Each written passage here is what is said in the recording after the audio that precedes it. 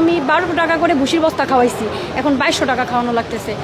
এখন এটা যদি আবার 1200 টাকা হয় তাহলে ওর দুধ 60 টাকা বেচলে ওর কষ্ট লাগবে না, কিন্তু এখন 2200 টাকা ওর দুধ 60 টাকা বেচলে ওর কষ্ট হচ্ছে, তখন ওর 80 টাকা না বেচলে পোষাচ্ছে না। কিন্তু এখন যদি আবার কোনো কারণে সিন্ডিকেট ভেঙে দিয়ে যদি এটাকে আবার 1200 টাকা করা যায় তাহলে এইরকম প্রান্তিক কৃষকদের কিন্তু 60 টাকা বেচতে কষ্ট হবে না। তো আমরা সেই দিন ফেরত চাই। আসসালামু আলাইকুম ভাইয়া। ওয়ালাইকুম সালাম, কি অবস্থা শামীম, কেমন আছো? জি ভাই আলহামদুলিল্লাহ ভালো আছি, আপনি কেমন আছেন? আলহামদুলিল্লাহ খুব ভালো। আচ্ছা ভাই, প্রথমে আপনাকে অভিনন্দন জানাই, অনেক কষ্টের পরে আপনি মাননীয় প্রধানমন্ত্রীকে এই গরুর মেলায় নিয়ে আসতে পারছেন। হ্যাঁ, আসলে আমি আমাদের মন্ত্রী মহোদয়ের কাছে চিরকৃতজ্ঞ যে ওনার প্রচেষ্টায় আজকে মাননীয় প্রধানমন্ত্রী আমাদের এই গরুর মেলায় এসে হাজির হয়েছেন এবং আমাদের এই প্রাণী প্রদর্শনী বাংলাদেশের ইতিহাসে প্রথমবার কোনো প্রধানমন্ত্রী এই প্রাণী প্রদর্শনী উদ্বোধন করলেন আজকে। আচ্ছা আচ্ছা, অবশ্যই এটা ইতিহাস হয়ে থাকবে এবং এটা আপনার প্রচেষ্টা হয়েছে, সেজন্য আবার আপনাকে ধন্যবাদ জানাচ্ছি। তো ভাইয়া, এই যে খামারিদের যে দাবিটা ছিল, সকল খামারিদের দাবি একটাই যে মাননীয় প্রধানমন্ত্রীর কাছে চাওয়া যে গোখাদ্যের দাম কমানো, এই বিষয়ে আপনারা কি দাবি ওনার কাছে পেশ করেছেন বা উনি আসলে আপনাদেরকে কি আশ্বস্ত করেছেন? আমরা মাননীয় প্রধানমন্ত্রীর কাছে, আপনারা বিভিন্ন টিভি চ্যানেলে দেখলে বুঝবেন, আমরা মাননীয় প্রধানমন্ত্রীর কাছে সরাসরি দাবি করছি গো খাদ্যের দাম কমাইতেই হবে, কারণ গো খাদ্যের দামের উপর নির্ভর করতেছে আমাদের প্রোডাকশন কস্ট। তো আমাদের প্রোডাকশন কস্টের 80% হচ্ছে গিয়ে গো খাদ্যের খরচ। তো গো খাদ্যের দাম কমাতে পারলে, নিয়ন্ত্রণ করতে পারলে, এই গো খাদ্যের যে সিন্ডিকেট, সেই সিন্ডিকেটটা যদি ভাঙা যায়, ধ্বংস করা যায়, তাহলে হচ্ছে গিয়ে আমাদের দুধের এবং মাংসের প্রোডাকশন কস্ট কিন্তু অনেক কমে আসবে। তো এটা আসলে অতীব জরুরিভাবেই করা উচিত।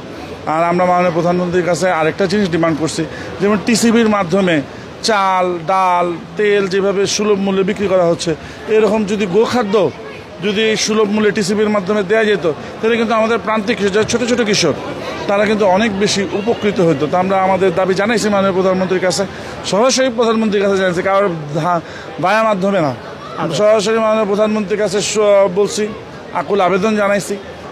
আমাদের অনেক বেশি ট্রেনিং দরকার, আমাদের এই দানাদার থেকে বের হয়ে এসে আমাদের আসলে ফডার বেস ফিডিংয়ের চিন্তা করতে হবে।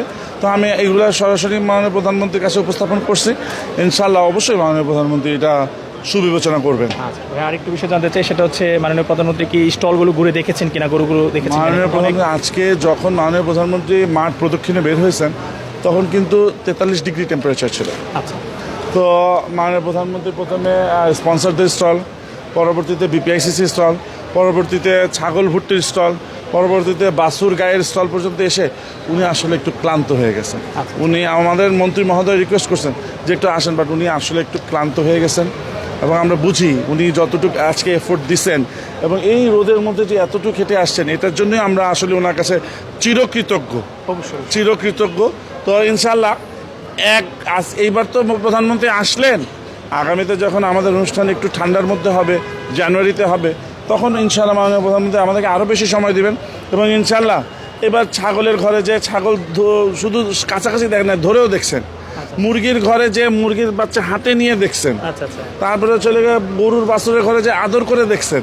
তো ইনশাল্লাহ আগামীতে আরও বেশি সময় নিয়ে উনি আসবেন, উনি বলে গেছেন যাওয়ার সময় যে ওনার খুব ভালো লাগছে এবং আগামীতে যখন উনি আসবেন আমার কাছে মনে হয় আরও বেশি সময় নিয়ে আসবেন এবং আমাদেরকে আরও বেশি সময় দেবেন ইনশাল্লাহ। আচ্ছা, মেলায় কতগুলো স্টল, মানে কতগুলো খামারিরা অংশগ্রহণ করেছে? এই জায়গায় আমার মনে হয় প্রায় 250 রকম খামারি এই জায়গায় স্বতঃস্ফূর্ত অংশগ্রহণে আমাদের আজকে মেলাটা একদম দেখেন টইটুম্বুর ভরা। এবং আমি একেবারে আঙ্গুল দিয়ে বলতে চাই, বাংলাদেশের ইতিহাসে কখনো একটা শেডের নিচে এত বড় গরু একসাথে কেউ দেখে নাই জীবনে। এতগুলো বড় গরু একটা শেডের নিচে বাংলাদেশে কখনো আগে আসে নাই, আজকে এইটা হয়েছে। আচ্ছা, আমরা একমত, কারণ আমরা এসে অবাক হয়েছি, সব বড় বড় গরু এবং সব বড় বড় গরু, প্রত্যেকটা খামারি তাদের সেরা সেরা আইকনিক গরুগুলো নিয়ে চলে আসছে। বাংলাদেশের সব আইকনিক কিন্তু এই জায়গায় হাজির। আচ্ছা ভাই, এটা আমার কাছে মনে হচ্ছে যে গত মেলাতে কিন্তু আমরা দেখেছি যে প্রচুর গরু বিক্রি হয়েছে, যে কারণে হয়তো সবাই বড় বড় গরুগুলো নিয়ে আসছে যে এই মেলাতেও কি গরু বিক্রি হয় কিনা। এখন পর্যন্ত মেলায় গরু কিরকম বিক্রি হয়েছে, এরকম কোনো আপডেট আছে কিনা আপনার কাছে? আসলে আজকে দিনের বেলা তো প্রচণ্ড গরম ছিল, এর জন্য আমাদের কাস্টমাররা যাদেরকে আমরা ইনভাইট করছি, যারা শৌখিন কোরবানি দাতা, তারা সবাই আসবেন আশ্বস্ত করছেন, কিন্তু হয়তো বা সন্ধ্যার দিকে কিংবা একটু পরিবেশটা ঠান্ডা হলে ওনারা আসবেন। তো তখন বোঝা যাবে। তবে আমরা আশাবাদী ইনশাল্লাহ আমাদের 75 to 90% গরু এই বছরও বিক্রি হয়ে যাবে। গত বছর আমাদের 90% গরু বিক্রি হয়ে গেছিলো, এবছরও আমরা আশাবাদী ইনশাল্লাহ আমাদের 90% গরু বিক্রি হয়ে যাবে। আচ্ছা আচ্ছা। তো ইমরান ভাই আমাদের পাশেই রয়েছে একজন প্রান্তিক খামারি, সকলের পরিচিত খামারি। ইতি আপু আসছে এই গরু মেলা দেখার জন্য। তো দেখি উনি আসলে আপনাদের কাছে কি বলতে চায়। ইতি আপু ভালো আছেন? জি ভালো আছি, ভালো আছেন? আচ্ছা আপু, আপনি তো মেলা আসছেন, মেলা দেখলেন, কেমন লাগতেছে? আমার কাছে আলহামদুলিল্লাহ খুবই ভালো লাগতেছে। আর সবচেয়ে একটা মানে ভালো লাগছে যে বিষয়টি যে আমাদের মাননীয় প্রধানমন্ত্রী এই মানে আমার মানে এই অভিজ্ঞতার সেক্টরে যে এইভাবে যে কেউ হাজির করতে পারছে, এটা মানে খুবই বিশাল একটা বিষয়। আমার কাছে খুব বড় একটা পাওয়া মনে হইতেছে এটা। একজন খামারি হিসাবে যেহেতু ইমরান ভাই বাংলাদেশ ডেইরি ফার্মার অ্যাসোসিয়েশনের সম্বন্ধে সবই রয়েছে, হ্যাঁ, ওনার কাছে আপনার কি দাবি রয়েছে আসলে?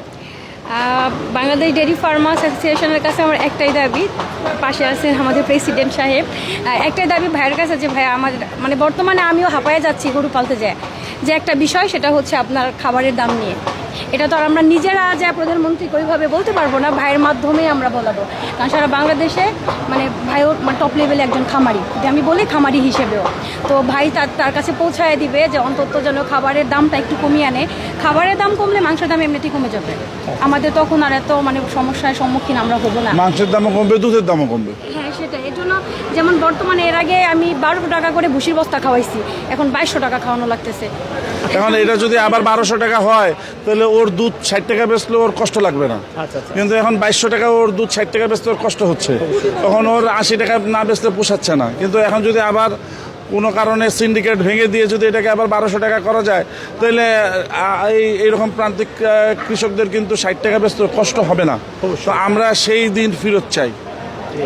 হ্যাঁ ভাই, আমি শেষ করার আগে আরেকটি কথা বলি, সেই দিন আমরা ফেরত চাই। এর জন্য আমি আপনার কাছে মানে সব খামারি, এখানে যেহেতু আমি আছি, সব খামারিদের হয়ে আপনার কাছে আমি বললাম এটা আবারও মাননীয় প্রধানমন্ত্রীর অবধি আপনি পৌঁছে দিবেন।